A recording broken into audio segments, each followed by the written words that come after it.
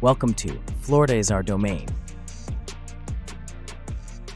Welcome back to Florida is Our Domain with Anthony Policastro. Tony is a Florida eminent domain attorney and the founder of Policastro Law Group with over 30 years of experience representing national corporations, business owners, and individual landowners across the state.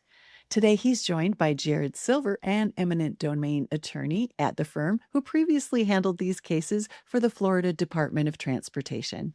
I'm Lisa Mosbey, and in this episode, we're looking at eminent domain from the perspective of condemning authority, including how agencies evaluate cases, approach negotiations, and balance the pressure involved in public projects. Tony, Jared, thank you so much for joining me today. Thank you for having us. Thank you. Jared, you have worked for condemning authorities. What could you identify as the most important matter to the condemning authorities? First off, thank you for having us again, Lisa, and thank you for the question. So the most important thing is acquiring the property. That's done through the order of taking process, where they have to meet a bunch of prerequisites and make an offer to our client and wait 30 days before they can actually file a lawsuit. And then it goes through the process of going to court and actually acquiring that land. That is the most important thing for them, because if they don't get that, if they don't acquire the land, the projects cannot go forward, construction cannot start, and everything gets delayed, cost overruns, et cetera, et cetera. Just a lot of calamities can flow from that. And then what is the most difficult aspect of representing a condemning authority? Well, the most difficult aspect of that is these deadlines tie into making these projects go forward. And if you miss any of these deadlines, then all the calamities that flow from that I mentioned previously. So you have to file a lawsuit. You have to check about it's like a dozen or 15 different things, what we call conditions precedent to filing the lawsuit, in terms of what you have to notify the property owner and what you have to put in the petition that you file with the court. Now there's a streamlined process and a checklist that they go through to get this done. But you still have to make sure every step gets taken, every I dotted and T crossed. And if you skip a step on any of them, the whole entire parcel could be lost and the entire lawsuit could be dismissed. So you're dealing with deadlines in order to have these projects go forward. And if you misstep at all, it has disastrous consequences.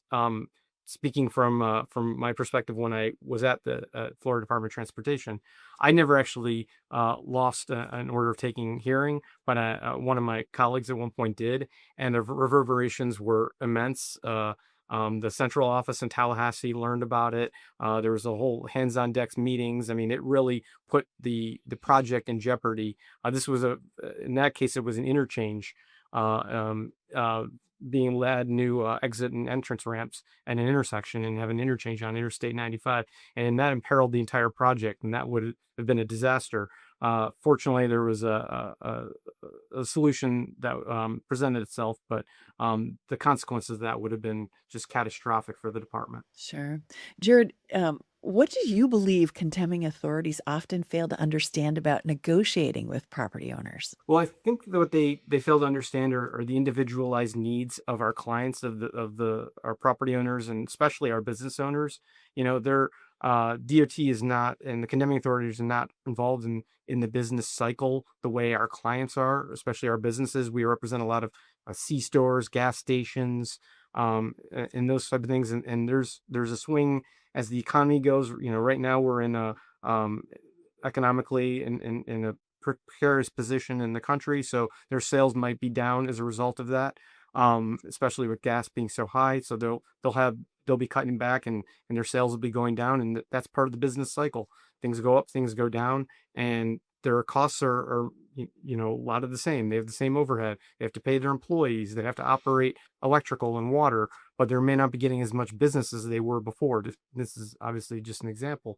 And the department and the condemning authorities, they're not subject to that same cycle necessarily, or they're not understanding of what's going on with those businesses and how they're adapting to the economies of the day, or how it was 5 years ago or 10 years ago. They're treating everyone with a broad brush, but individualized businesses, our individual clients and residents have to deal with so many different things. And Tony, I want to bring you into this conversation. Why do you think that condemning authority appraisals are often considered to be low in their valuation by property owner clients? I think mostly because they really don't understand the property that they're going out to. And we've discussed this in previous episodes. Mm. The government usually hires the person who's bid the lowest on the project. And because of that, they've got to make profit, right? So they tend to go out and use the same sales over and over again on the same project and kind of retrofit or create cookie cutter approach to these appraisals. So, one size doesn't fit all. And I think that that is one of the flaws on the government side. Plus, they sometimes just don't know how the property is actually functioning, especially if it's a business, and what the impact of the take is going to be on the business when they narrow a driveway, when they shut a driveway, when they take out a parking space or two.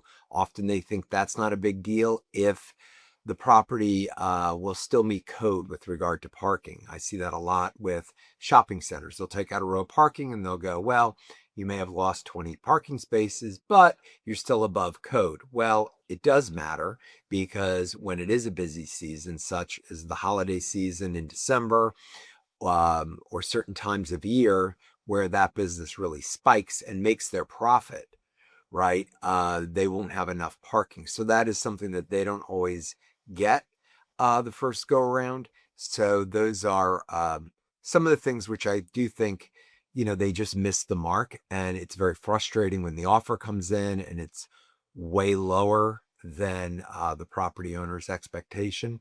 So that's always important to kind of make sure the property owner realizes that it's, often not going to be an offer that they're going to like, that it's going to be well received by them. And then, of course, it's a matter of getting a hold of the government's appraisal report and taking a look at why they made that offer and seeing what misconceptions they have about the property or business that they haven't really accounted for. And then we have our experts account for those, so that way they can get full compensation. And you mentioned you use experts. Tony, do you utilize experts that work for both the condemning authorities and the property owner? And if you do, why is that important? If you can, I do think it is important. There are some property owner experts that do government work. And if they do good work for the government and they're not contorting themselves to adhere to, the government's position on these matters, for instance, why I say that is that most of the governments have review appraisers, and they take a look and sometimes modify or change the appraisals before that offer is made on the government side. So it's important to make sure that you're using folks, if you can, that do work both sides. That's great, but you want to make sure that they're not contradicting themselves, right? That they're very consistent, whether they're working for the government side or the property owner side. So often, when you use experts on the property owner side, if they do have government experience, it's usually not necessarily DOT experience plus property owner experience. It may be that they've worked for condemning authorities such as gas pipelines or utilities, and then they basically their appraisals haven't been interfered with as much in the review process by those private entities that have got the power to condemn, if that makes sense, versus, working for the DOT or county, where it's a little bit more burdensome on the expert. So therefore, you don't want them to contradict themselves when you're working for your property owner. And if I could chime in, when Mhm. I was with the Department of Transportation, the biggest fear I had when it came to expert witnesses from the property owner side was it was someone who had also been hired by FDOT, because that lends that credibility that the DOT has to that witness. So for Florida Department of Transportation, they don't hire experts statewide. They hire them by district. There's 7 districts throughout the state, plus their turnpike, which is statewide. So really 8 districts. So an expert may be hired in only one of the 7 districts. But the property owner in another district, they're not going to say, oh, I was hired by FDOT District 1. They're just going to say I was hired by FDOT. So they're going to lend that statewide aura and credibility onto themselves, no matter what, no matter how limited their experience has been. So I would definitely, somebody who has worked for FDOT before, I absolutely think that raises their credibility threshold, and that would certainly play well in front of a jury. I would also add too is that when we do hire folks that have worked on both sides, they tend to be contractors, fixtures appraisers, not so much real estate appraisers, generally speaking, or accountants. Jared, what are the internal pressures that condemning authorities deal with when negotiating with the property or business owner? Well, certainly what I spoke about earlier, the time constraints, getting the parcel. This is in the pre order of taking process.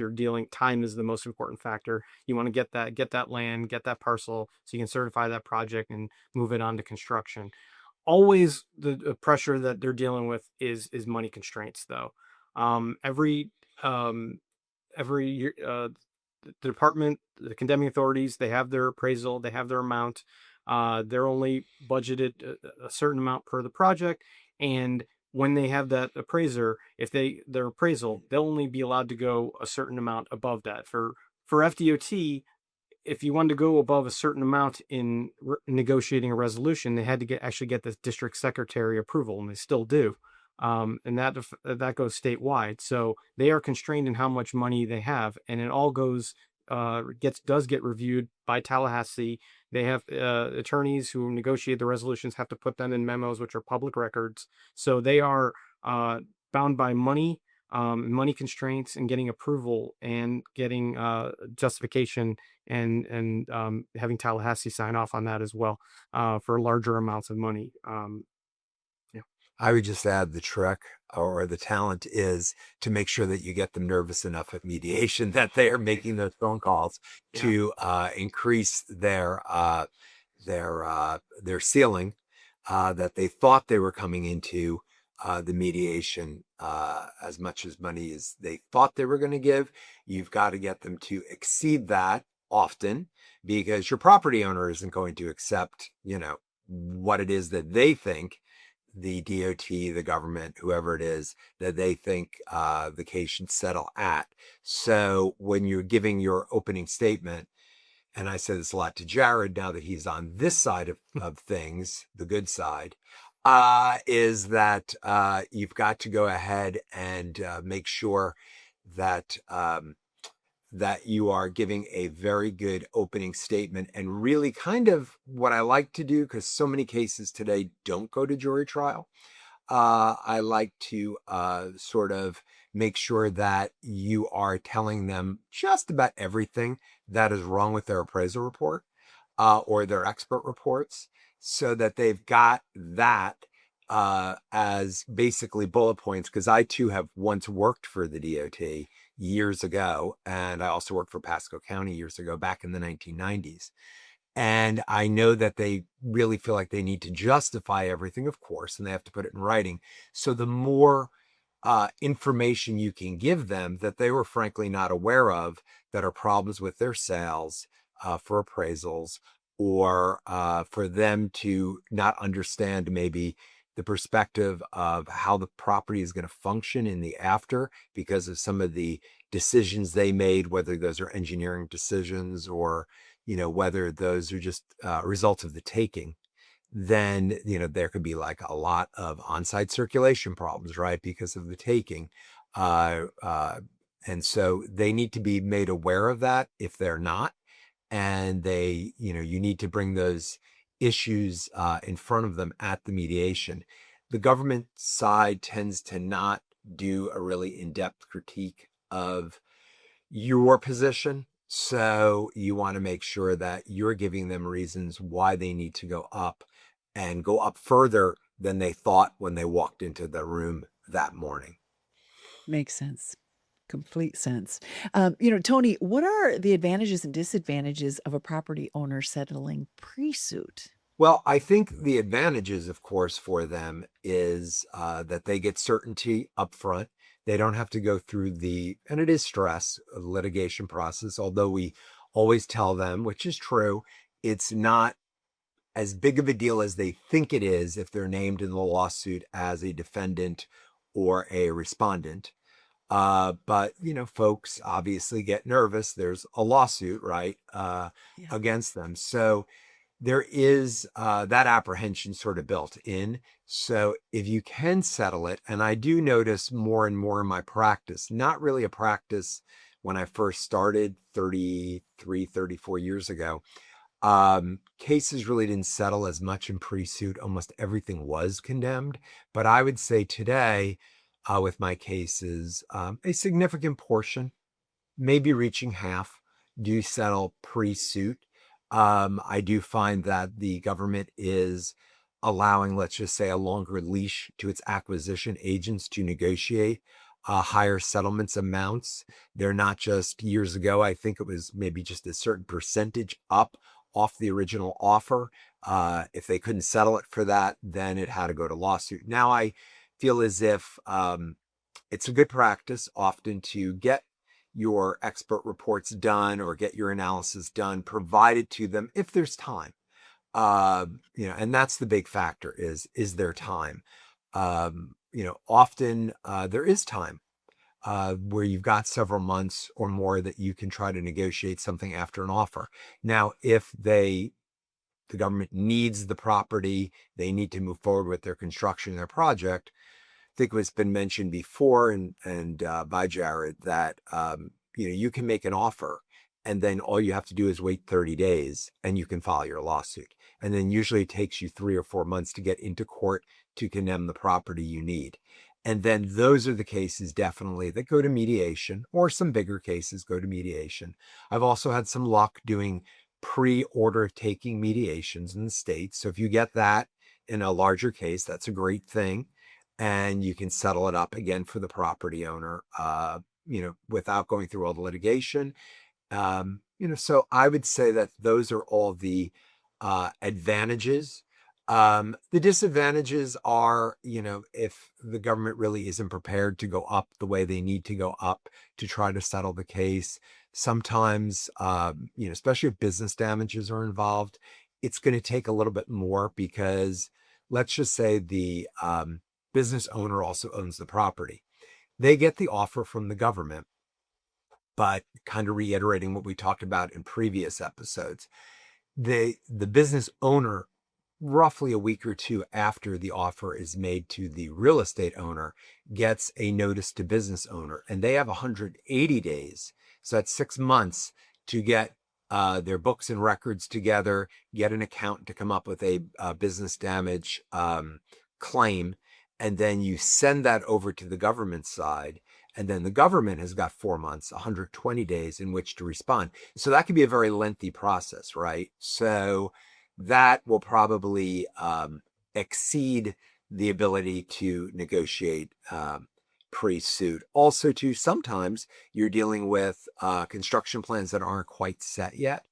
And if you're doing that, sometimes you want to wait a beat till the government has got more further developed plans. And that would be more of the basis of your settlement. So you want to wait till maybe they condemn the property, they enter those plans into evidence, and those are basically binding on the government going forward. And they frame the case, they frame the damages that your property owner may face. So I think all of that is very important. And those would be cases where I'd say, let's wait. Tony, Jared, thank you so much for walking us through the nuances of this today. We appreciate it. It's been an excellent conversation. Thank you, Lisa. Thank you. Folks, thank you for listening to today's episode of Florida is Our Domain.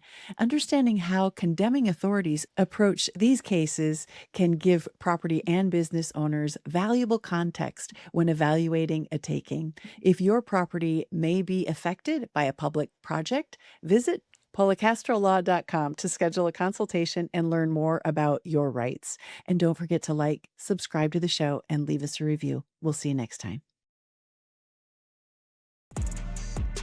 Thanks for watching. Be sure to hit that like and subscribe button and leave us a review in the comments.